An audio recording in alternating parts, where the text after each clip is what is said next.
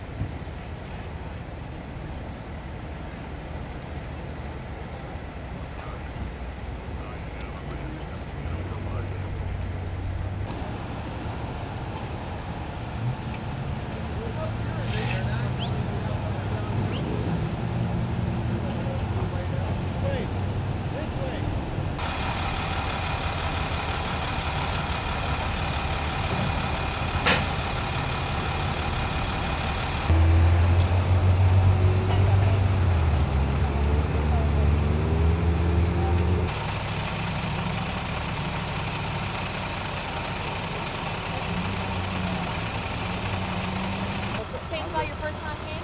You bet. It's Roy, R-O-Y, and then Frank, F-R-A-N-K. And your title, just for the record? I'm a lieutenant at the Santee Sheriff's Station. What's going on here?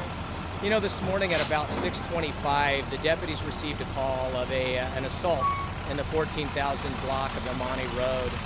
As they were responding to the call got upgraded to what we call a 245, assault with a deadly weapon. And then as they're continuing to the scene, there was some sort of a possible home invasion robbery, in addition to a vehicle that was stolen. And the vehicle that was stolen was leaving the scene, which was a silver Audi.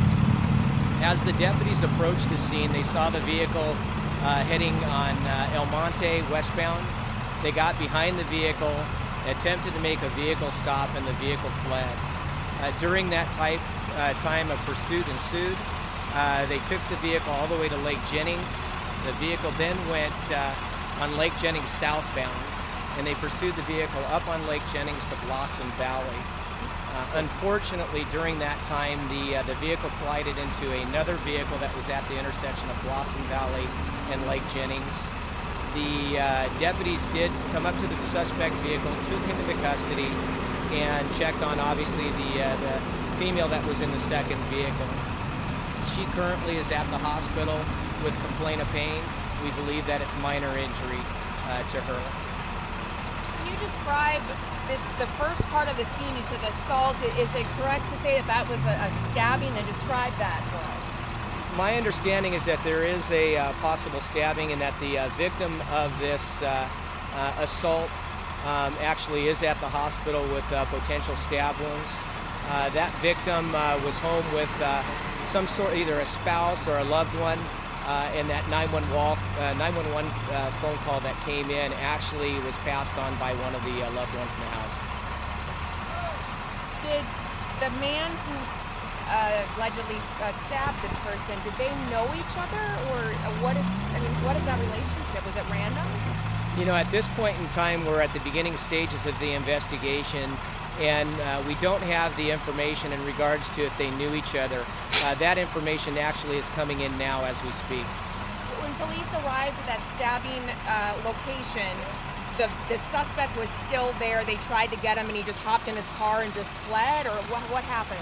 My understanding is that as the deputies were approaching the house, they saw the vehicle, a silver Audi, leaving the area, and at that point they got behind that vehicle and attempted to make a vehicle stop. And when you say home invasion, I assume then at that first home, this Audi was at that house, or this is a totally separate stolen vehicle and he got into it? Just explain that. At this point in time, it appears that the silver Audi was the victim's vehicle, the victim at the house, and that car was taken from that location. Is this sheriff's car the one that pursued him?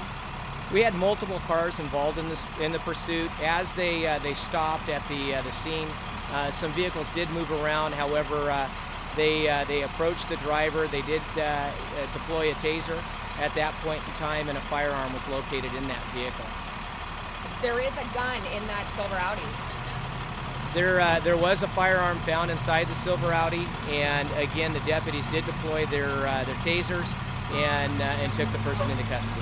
Did he hold the gun up to deputies, or did you find that after the fact? At this point in time, what I can say is the vehicle was stopped, and at that time, as they approached, they noted a firearm inside the vehicle, and that's the information that I have now. There's blood on the Audi's door, and did he suffer injuries? He did sustain some injuries, and he is being transported to the hospital by our deputies currently. That he's going to be checked out at the hospital, but they're minor injuries. And that's from the accident, you think? I'm not sure if that was from the accident or if it was from some other incident. The woman who was stabbed is in the hospital. Is the elderly lady who was hit in her car in the hospital as well? Yeah, my understanding is that the victim in this case that was stabbed was a male. There was a female at the house, however, that called 911. The female that was in the second vehicle that collided into the suspect vehicle, she is at the hospital, and I'm told that she sustained minor injuries. You're looking now to find out again if there was a relationship between those two men, if they knew each other, correct? We are. Again, we're at the beginning stages of the investigation, and we're looking to see if there's any type of relationship between the victim and the suspect, or if they are if they're not known. How'd the front tire on the cruiser get flat? You know, we're looking into any damage to the vehicles, which would include the law enforcement vehicles as well. One of our vehicles did sustain a flat tire. At this point, it's unknown when that tire actually did go flat. Was a knife found in this vehicle as well? You know, I can't get into details in regards to the actual investigation as far as if there was a knife or any other items found, but I can tell you that the detectives are looking into that and they're searching the vehicle. 1400 block of Belmonte, is that what you said? 14,000. 14,000. Morning, my name's Tom Poulin, P-O-U-L-I-N. I'm a sergeant out of Santee, detective sergeant there. This morning, patrol deputies get a call at 6:24 in the morning. There's a home invasion they're responding to. What we understand happened is a suspect goes into the residence, stabs the victim 4 or 5 times, multiple times in the stomach area, I believe. The victim chases the suspect out of the house. The suspect steals a car. Amongst stealing the car, he made a commotion where one of the neighbors came over with a shotgun. We understand the window was broken. Passenger window was broken with the butt of a shotgun. And 2 rounds were fired from the shotgun at the car, the front and rear tires. Suspect drives out of the driveway here, crashes into the telephone pole. I believe this is the time the car's being shot at. Takes off southbound on El Monte, goes up Lake Jennings. At this time, he's spotted by patrol units. Patrol units initiated pursuit after the individual, trying to stop him. The individual continues to flee in the vehicle, and at the bottom of Lake Jennings and 8, I believe it's Old Highway 80, he crashes into an individual trying to make a turn. So the pursuit ended there with the crash. Hey, let's move these guys. Sorry about that, guys. So we have an injury to the homeowner here. We believe they're non-threatening injuries, stab wounds. We have injuries to our suspect who was involved in the vehicle crash, and we have injuries to the individual that he crashed into down there at the bottom of the hill. And any idea what prompted it all in the first place? Initially here, the only thing that was stolen we know that is the vehicle What that kind the of suspect took out into, an Audi. Do we know if he lives in the area? We know nothing about the suspect at this time. He's at the hospital with minor injuries. We expect him to be released soon, and we'll interview him and take him into custody at that time. And the condition of the other two? The homeowner here is non-life-threatening wounds, and the lady, it was an older lady I understand that was involved in the accident down at the bottom hill, and she's going to be fine also. Not exactly what you expect to see around here. Very interesting, kind of interesting morning here, and we've got a lot of evidence to go through. And like I said, this is the initial, the start of our investigation, so we'll see where it takes us. At that time, he's also stealing the car, an Audi. The homeowner follows him out with the wounds, confronts him with the car.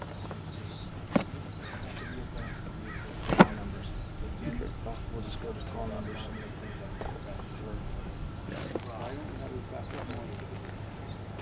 Yeah, why don't we have, we need tape that? Yeah. I think we need a tape.